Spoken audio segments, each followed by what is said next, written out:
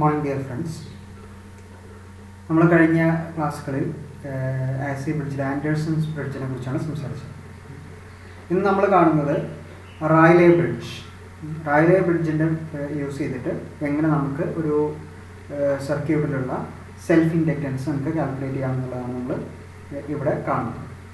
ഇപ്പോൾ റൈലേ ബ്രിഡ്ജിനെ കുറിച്ച് പറയുകയാണെങ്കിൽ this generally use to measure the inductance of the സർക്യൂട്ടിലെ ഇൻഡക്റ്റൻസ് മെഷർ ചെയ്യാൻ വേണ്ടിയിട്ടാണ് റൈലേ ബ്രിഡ്ജ് യൂസ് ചെയ്യുന്നത്. And which is an advanced form of Wheatstone's ബ്രിഡ്ജിൻ്റെ ഒരു അഡ്വാൻസ്ഡ് ഫോമാണ് റൈലേ ബ്രിഡ്ജ് എന്ന് പറയുന്നത്. ഓക്കെ, അപ്പോൾ ഇതിൻ്റെ കണക്ഷൻ ഡയഗ്രമാണ്, റൈലേ ബ്രിഡ്ജിൻ്റെ ഒരു ബേസിക് കണക്ഷൻ ഡയഗ്രമാണ് നമ്മളിവിടെ കാണിച്ചിട്ടുള്ളത്.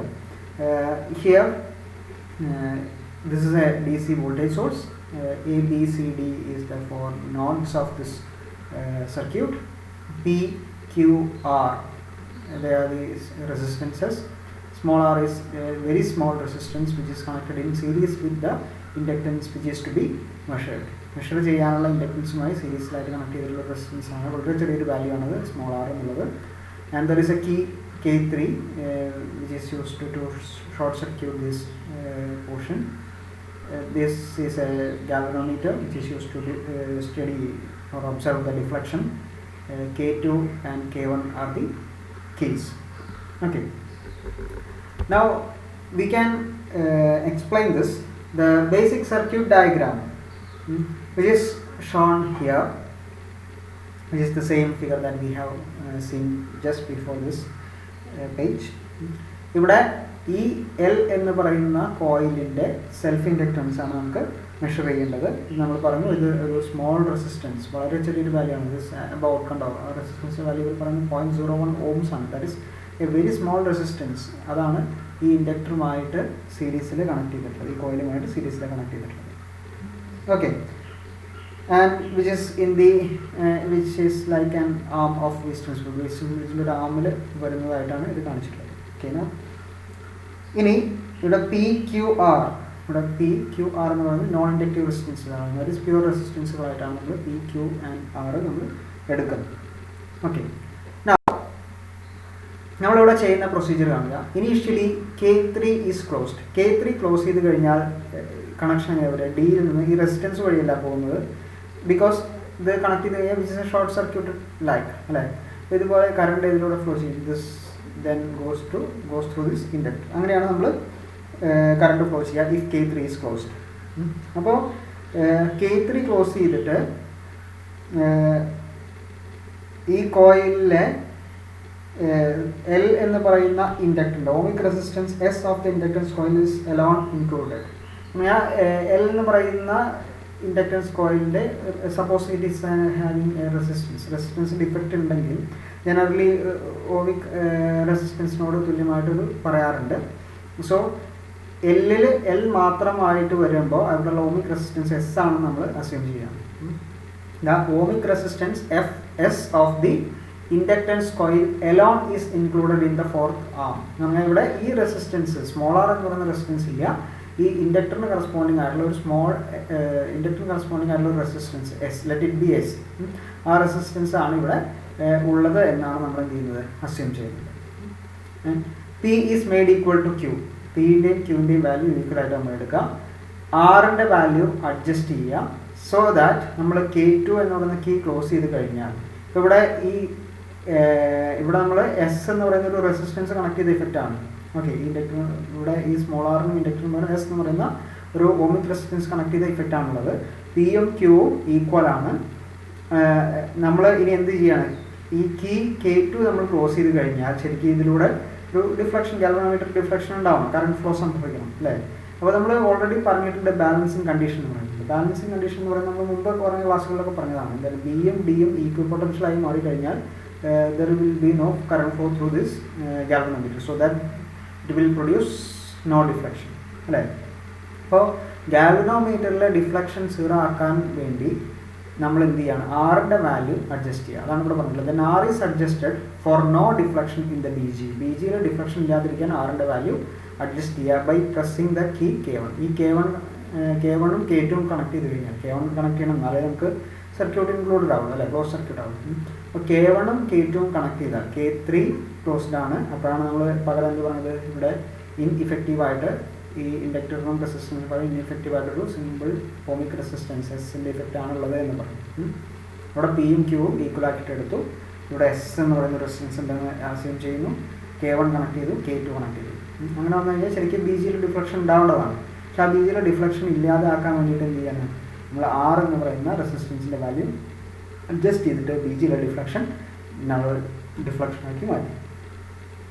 R is adjusted for no deflection in BG. Okay, അപ്പോൾ എന്താണ് അതിൻ്റെ അർത്ഥം? ഈ ഗാൽവനോമീറ്ററിലൂടെ ഇവിടെ അല്ലെങ്കിൽ ഇതൊരു ബാലൻസിങ് കണ്ടീഷൻ അച്ചീവ് ചെയ്തു. So that there is no current flow through the galvanometer. ഈ ഗാൽവനോമീറ്ററിലൂടെ എന്തില്ല, കറണ്ട് ഫ്ലോ ഇല്ല എന്നുള്ള ഒരു സ്റ്റേറ്റിലേക്ക് നമ്മൾ എത്തി. ഓക്കെ, നൗ ഇപ്പോൾ നമ്മൾ ചെയ്ത കാര്യം K3 ക്ലോസ് ചെയ്തു, ദെൻ K1 K2 ക്ലോസ് ചെയ്തു, പിൻ്റെയും ക്യൂൻ്റെയും വാല്യൂ ഈക്വലാക്കി, എല്ലാം സ്മോൾ ആറിന് പകരം ഇൻഇഫക്റ്റീവായിട്ട് ഓമിക് റെസിസ്റ്റൻസ് ആണുള്ളതെന്ന് അസ്യൂം ചെയ്യുന്നു. Then value of R adjust ചെയ്തിട്ട് ഗാൽവനോമീറ്ററിൽ ഡിഫ്ലക്ഷൻ നള്ളിഫൈ ചെയ്യും. ഓക്കെ, നൗ നമ്മളിവിടെ K1 ക്ലോസ് ചെയ്തു, ദെൻ K2 ക്ലോസ് ചെയ്തു എന്നാണ് നമ്മൾ പറഞ്ഞത് അല്ലേ? ജസ്റ്റ് മുമ്പത്തെ സ്റ്റേറ്റ്മെൻറ്റ് നോക്കിയാൽ നോക്കാം. First pressing the battery key K1, then galvanometer key K2. K1 ആദ്യം ക്ലോസ് ചെയ്തു, ദെൻ K2. ഓക്കെ, ഇവിടെ നമ്മൾ ഇങ്ങനെ ചെയ്യുന്നതിന് പകരം ഫസ്റ്റ് നമ്മൾ K2 ക്ലോസ് ചെയ്തു, ദെൻ K1 ക്ലോസ് ചെയ്തു എന്ന് വിചാരിക്കുക. ഫസ്റ്റ് ഇത് ക്ലോസ് ചെയ്ത് വെച്ചു, K3 ഓൾറെഡി ക്ലോസ്ഡ് ആണ്, പിന്നെ ഇത് ക്ലോസ് ചെയ്ത് വെച്ചു.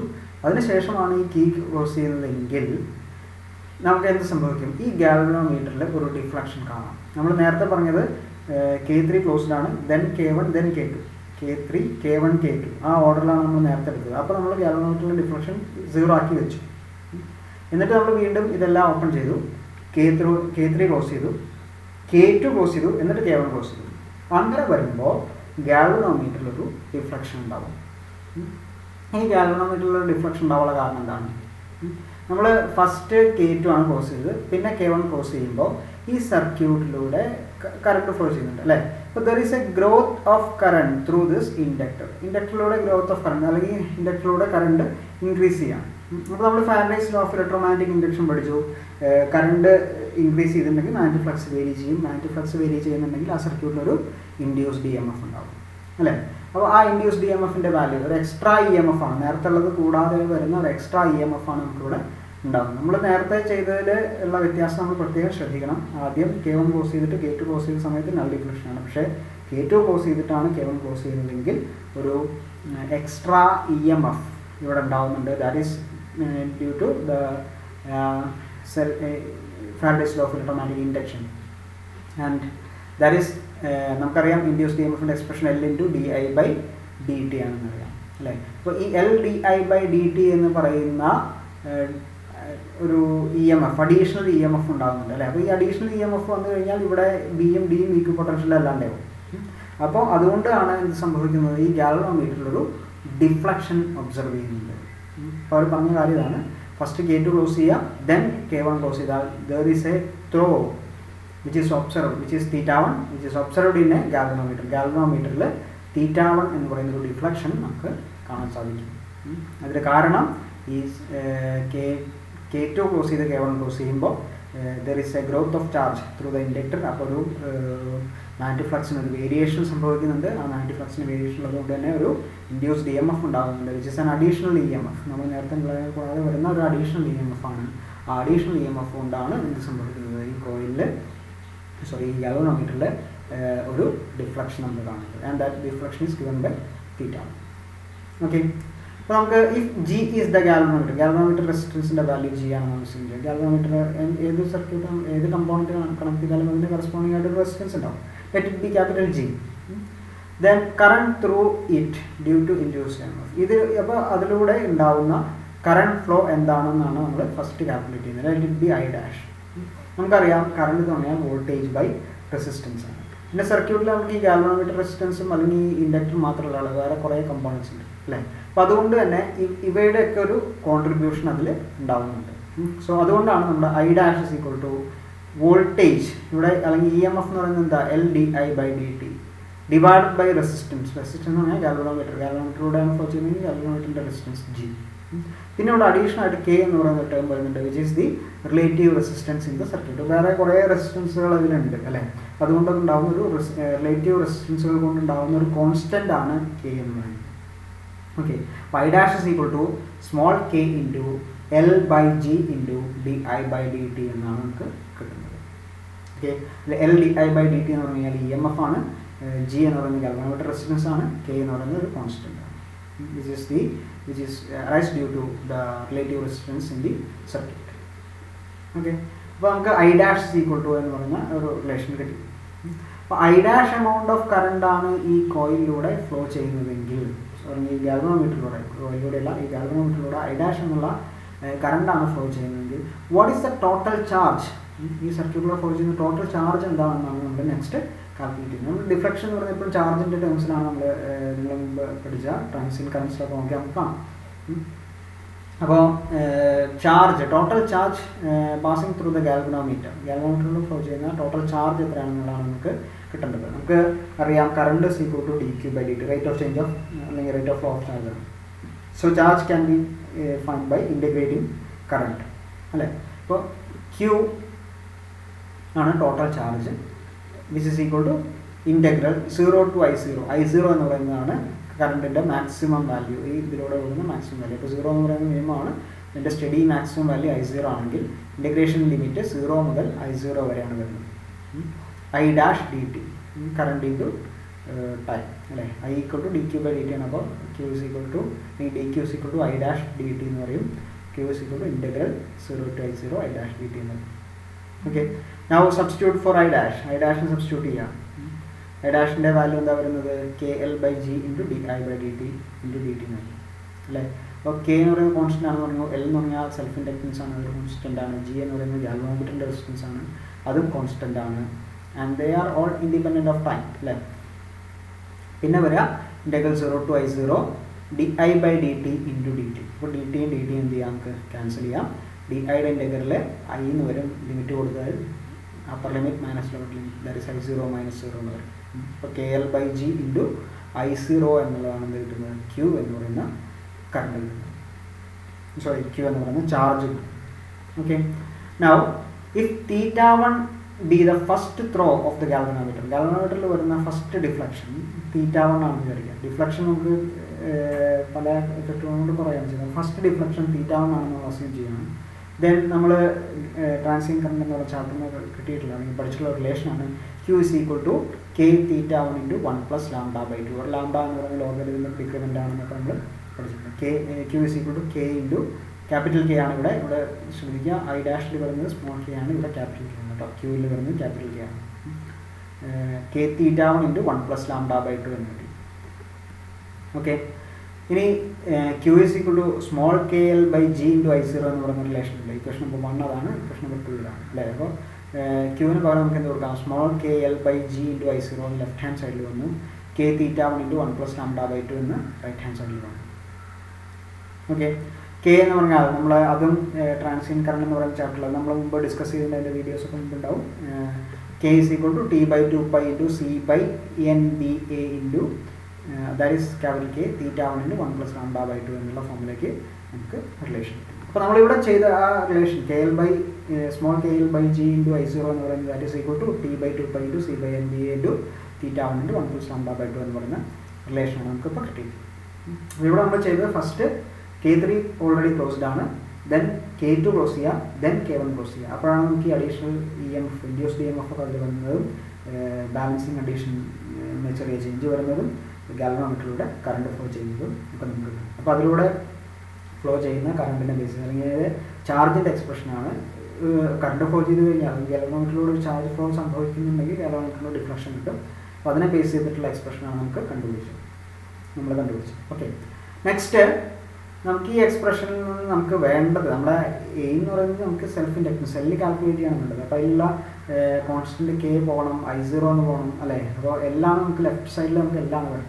അപ്പോൾ നമുക്ക് അതിന് വേണ്ടിയിട്ട് നമ്മൾ ഇനി ചെയ്യുന്നത്, നമ്മളിപ്പോൾ രണ്ട് കണ്ടീഷൻ ഇപ്പോൾ പറഞ്ഞ എല്ലാ കണ്ടീഷനിലും K3 ക്ലോസ്ഡ് ആണ്. That is small resistance R എന്ന് പറയുന്നത് നമ്മൾ ഇതുവരെ കൺസിഡർ ചെയ്തിട്ടില്ല. സർക്യൂട്ടിൽ ഇങ്ങനെ ഒരാൾ കണക്ട് ചെയ്തിട്ടുണ്ടെങ്കിൽ അതുകൊണ്ട് എന്തെങ്കിലും ഒരു ഉപകാരമാണ് അല്ലേ.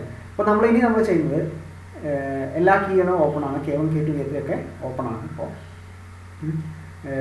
നമ്മൾ ബാക്കിയുള്ള ഇതിനു മുമ്പ് പറഞ്ഞ 2 സ്റ്റെപ്പിലും K3 ക്ലോസ് ചെയ്തിരുന്നു. So that the current flows from D through K3 and the L to C അങ്ങനെ പോയിരുന്നു.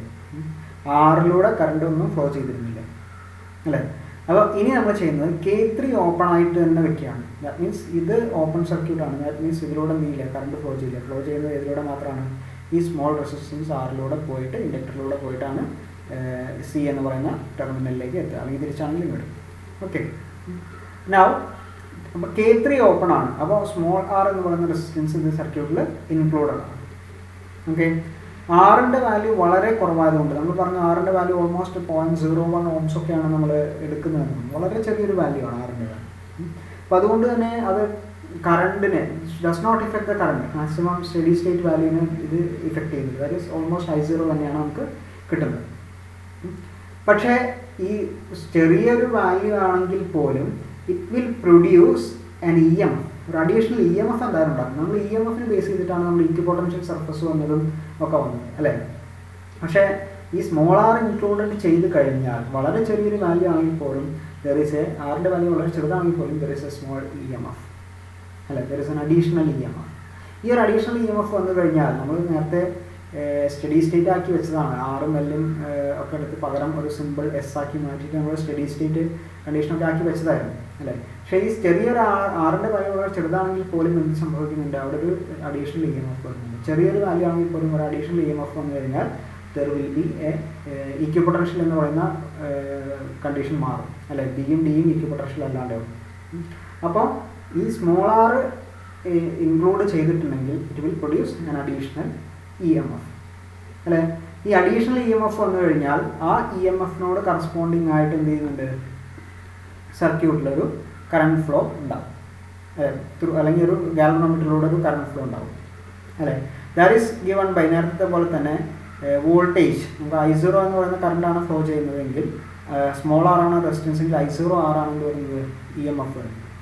അപ്പോൾ I0R is the EMF divided by G is the galvanometer. അപ്പോഴാണ് വോൾട്ടേജ് ബൈ റെസിസ്റ്റൻസ് എന്നിട്ട് കറണ്ട് ഗാൽവനോമീറ്ററിലൂടെ ഫ്ലോ ചെയ്യുന്ന current എന്ന് കിട്ടുക. പക്ഷേ നമ്മൾ നേരത്തെ പറഞ്ഞു ഇതേപോലെ കുറേ റെസിസ്റ്റൻസുകളൊക്കെ വേറെ അപ്പുറത്തുള്ളത് കൊണ്ട് ദർ ഇസ് റിലേറ്റീവ് റെസിസ്റ്റൻസിൻ്റെ ഒരു ഇഫക്റ്റീവ് ആയിട്ട് കോൺസ്റ്റൻറ്റ് K ഇതിലും വരുന്നുണ്ട്. അപ്പോൾ small K into R into I0 divided by G ആണ് ഗാൽവനോമീറ്ററിലൂടെ ഒഴുകുന്ന current under this condition. K3 open ആണ്. K1ഉം K2ഉം ക്ലോസ് ചെയ്ത് കഴിഞ്ഞാൽ ഗാൽവനോമീറ്ററിൽ വീണ്ടും ഒരു ഡിഫ്ലക്ഷൻ ഉണ്ടാകുന്നുണ്ട്. ആ ഡിഫ്ലക്ഷന് കാരണം നേരത്തെ പറഞ്ഞ പോലെയുള്ള കണ്ടീഷൻ ആദ്യം പറഞ്ഞ് ശ്രദ്ധിക്കുക.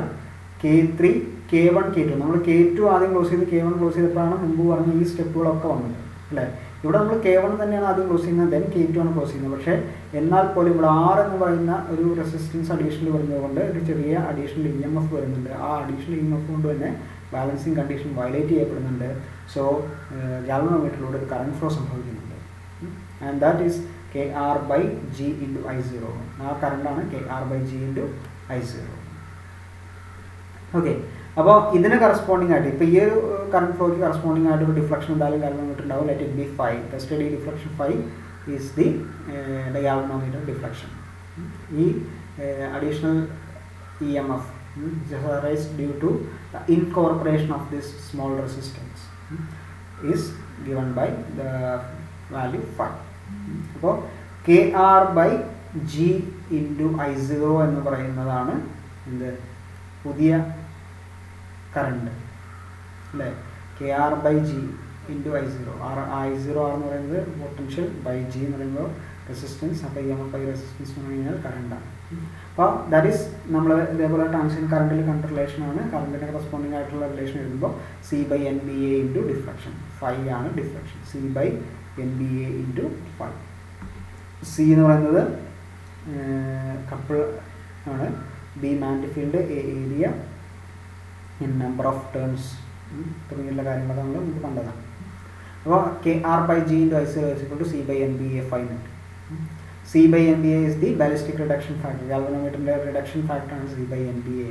ഓക്കെ, അപ്പോൾ നമുക്ക് KR by G into I0 equal to C by NBA 5 എന്നുള്ള റിലേഷൻ കിട്ടി. KL by G into I0 is equal to T by 2 pi C by NBA theta 1 into 1 plus lambda by 2 എന്ന് പറയുന്ന relation കിട്ടി. So divide equation 3 വിത്ത് equation 4.